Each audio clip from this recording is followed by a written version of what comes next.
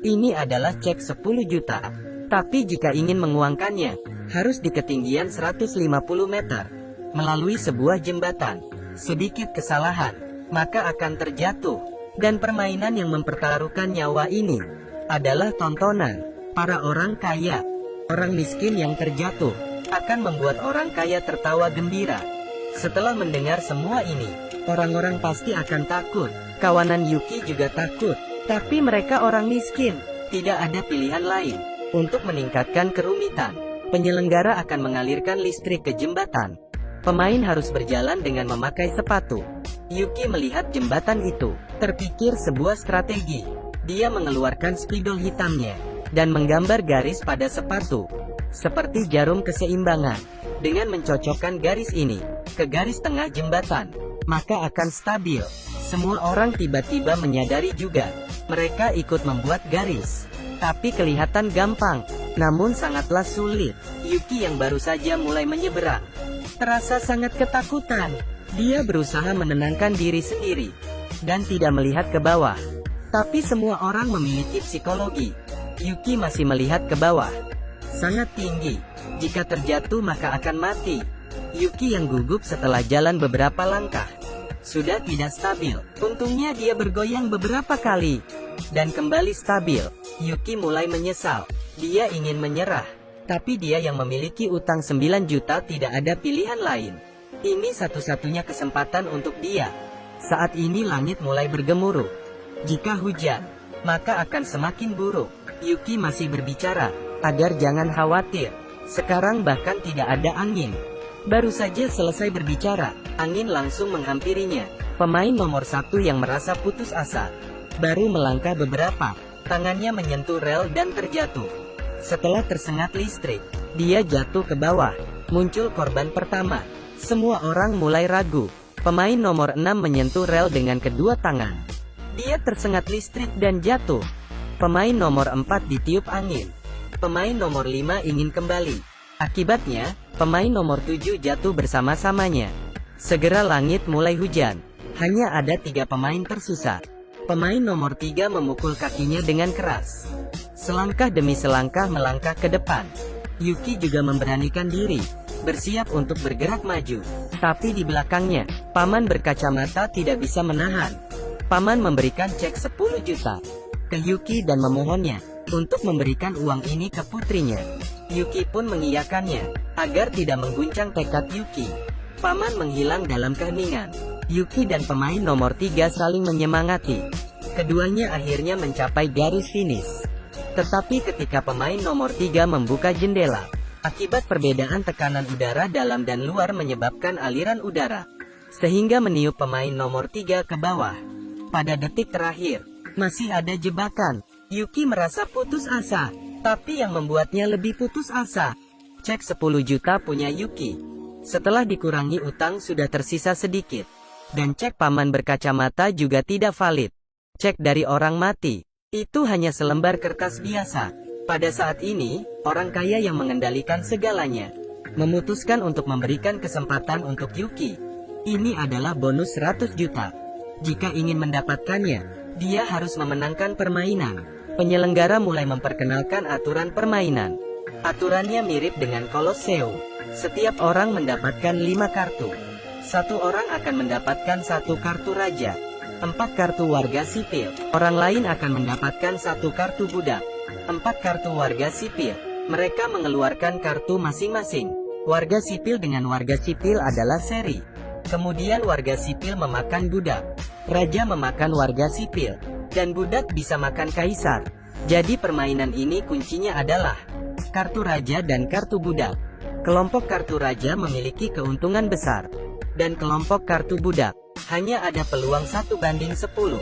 Agar bisa mendapatkan 10 juta miliki paman berkacamata, Yuki harus memilih untuk bermain dengan grup kartu budak. Ronde pertama kedua orang mengeluarkan kartu warga sipil. Putaran kedua masih warga sipil. Ronde ketiga akan mulai gelisah. Yuki mengeluarkan kartu budak perlahan-lahan.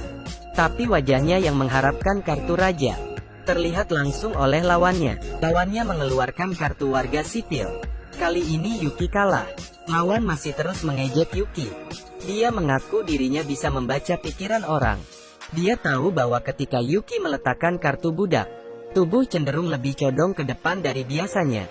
Penyelenggara masih tertawa dengan bangga. Orang kaya mengambil gelas dan langsung melemparnya. Orang kaya bilang penyelenggara tidak tahu apa-apa. Harusnya membiarkan Yuki menang terlebih dahulu, lalu menjebaknya. Akhirnya membuat Yuki menaruh semua taruhannya. Ada naik turun. Permainan baru terlihat indah. Orang kaya meminjamkan 390.000 untuk Yuki. Jika dia kalah, maka dia harus bekerja sebagai tukang pembersih selama 130 tahun. Yuki yang tidak ada jalan lain. Dia langsung meletakkan 3 kartu sipil di atas meja. Ketika ia merenungkan bagaimana untuk menang, tiba-tiba dia menyadari, penyelenggara tidak mengamati ekspresi Yuki. Tapi dia sedang melihat ke bawah, dari kartu di meja. Kemudian dia melihat barang di laci. Penyelenggara menemukan gerak-gerik Yuki. Dia mendesak agar Yuki segera mengeluarkan kartu. Yuki akhirnya membuka kartu. Dia mengeluarkan kartu budak. Senyum penyelenggara mulai memudar. Yuki kira kemenangan sudah di tangannya. Penyelenggara tiba-tiba berubah dan mulai tertawa lebar. Kartu yang dia keluarkan adalah warga sipil. Yuki kalah lagi. Sebelum dibawa pergi oleh penjaga keamanan, Yuki menyadari jam tangan penyelenggara terlihat sedikit aneh. Dia berpikir saat ia berjalan. Setelah memahami jam tangan penyelenggara, itu sebenarnya alat kecurangan. Jam yang dia pakai sebelum pertandingan. Bukan jam tangan ini. Rupanya Yuki pernah ditanam chip pemantauan di tubuhnya. Penyelenggara dapat memantau detak jantungnya untuk memperkirakan kartunya. Setelah memahami metode kecurangan, Yuki menggunakan alasan untuk pergi ke toilet. Dia bermaksud untuk meminjam uang dari pengawal wanita. Dia memiliki strategi kemenangan yang sangat tinggi. Jika berhasil, hadiah akan dibagi berdua. Kebetulan pengawal perempuan ini adalah rekan penyelenggara. Setelah penyelenggara naik jabatan, dia selalu memandang rendah pengawal wanita.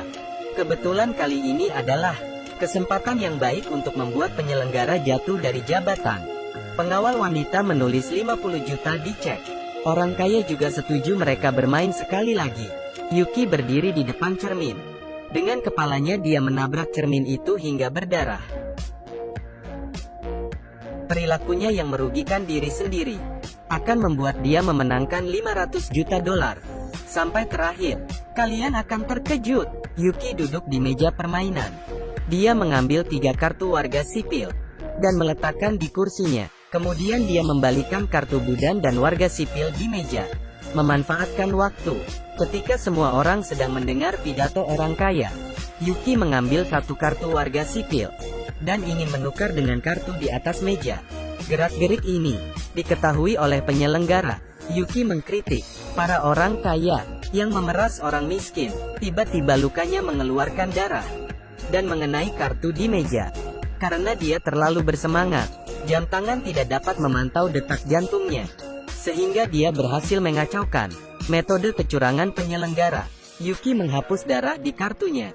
Rencananya berjalan dengan baik. Penyelenggara yang kehilangan tips kecurangan merasa sangat gelisah. Babak pertama mereka seri. Putaran kedua Yuki terlebih dulu meletakkan kartu.